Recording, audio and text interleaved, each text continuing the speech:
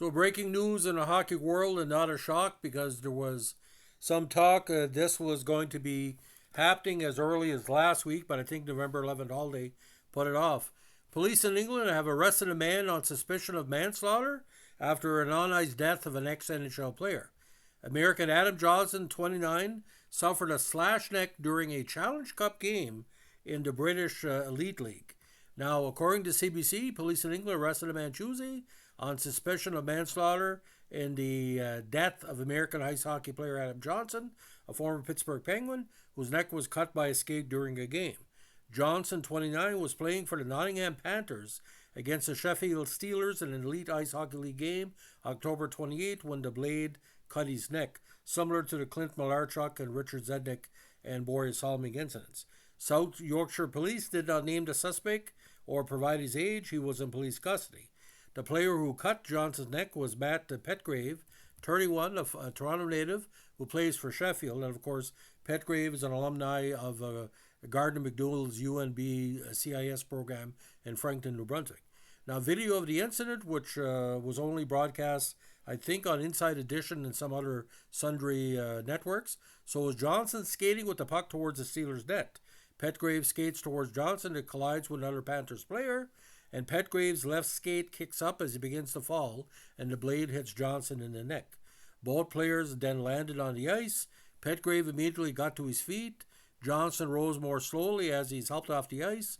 His jersey is seen to be covered in blood. He later died at a local hospital.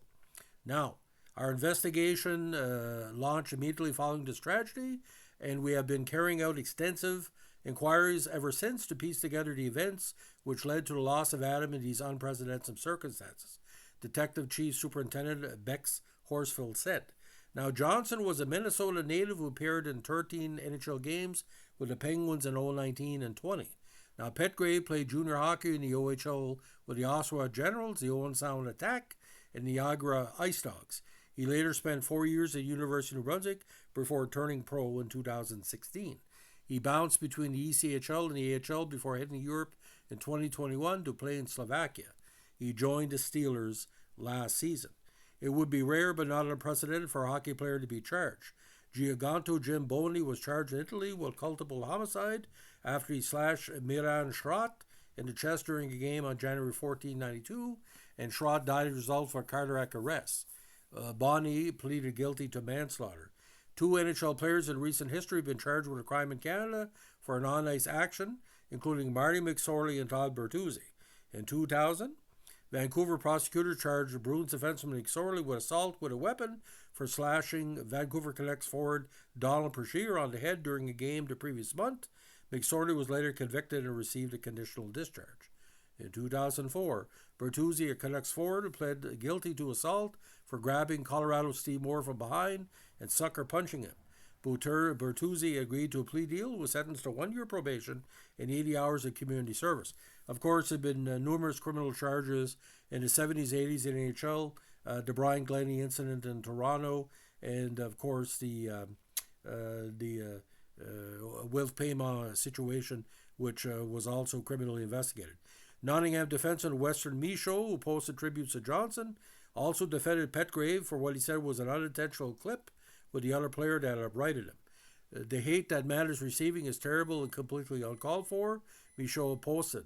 Petgrave is a black player. It's clear to me his actions were unintentional, and anyone suggesting otherwise is mistaken. Let's come together and not spread unwarranted hate to someone who needs our support.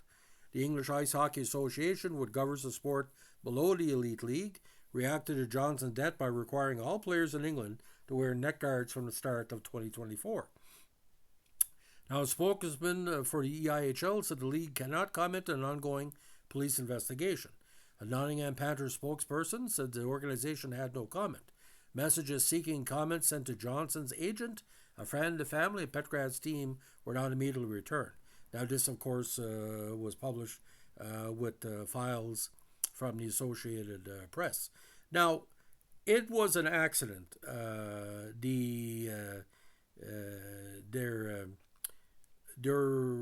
Some people feel he intentionally tried to kick him. I really don't think so. I saw the video. I can only judge what I saw.